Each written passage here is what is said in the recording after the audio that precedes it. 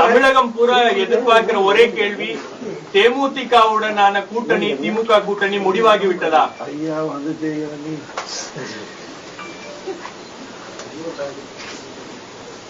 பலம் நம்பிக்கை கொண்டிருக்கிறது.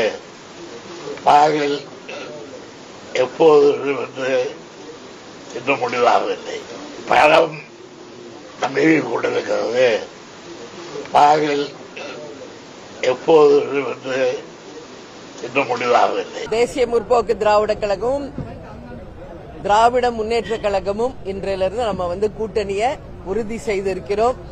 இந்த கூட்டணியை கேப்டன் இல்லாத இந்த நேரத்தில் அமைஞ்சிருக்கிறது. கேப்டன் 2016 இந்த கூட்டணி அமைய வேண்டியது. கலைஞர் ஐயா பழம் நழுவி பால்ல விழுப்போகுதுன்னு சொன்னாரு.